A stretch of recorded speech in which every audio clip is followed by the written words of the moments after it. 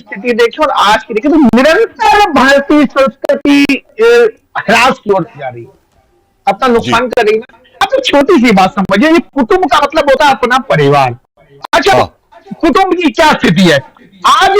माननीय मोहन भागवत जी ने कोई विषय कहा, अब इसको किसी भी समाज के व्यक्ति से जब आप पूछेंगे ना, तो उस समाज के लीडर ने या वो व्यक्ति उस लीडर ने क्या राय रखी है वो वही राय रख देगा। जी। यूजीसी के अंतर्गत मैं सो कॉल्ड सामान्य वर्ग का मुस्लिम हूं, तो भविष्य में हानि का डर है, ये एक अलग विषय है। 80% के ऊपर इस देश में पसमानदा मुस्लिम समाज है, हाँ।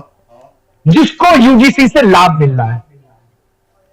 आपने कितने प्रतिशत पसमानदा मुस्लिम समाज को इस विषय पर चर्चा करते और गर्व करते और फायदा महसूस होते हुए एक स्टेटमेंट सुना है किसी का? क्या आपने?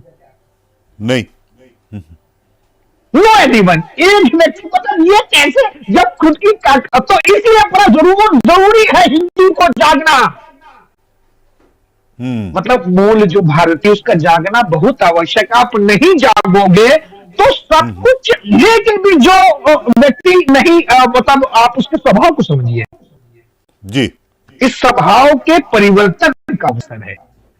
ठीक है, हम माननीय मोहन भागवत जी, माननीय नरेंद्र मोदी जी, आप जिन विचारों से आए उन विचारों का उद्देश्य और लक्ष्य है भारत माता को विश्व गुरु बनाना।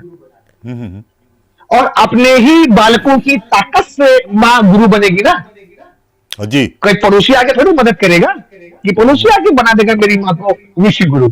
मेरी मां को विश्व गुरु तो मैं बनाऊंगा और मेरे भाई बनाएंगे।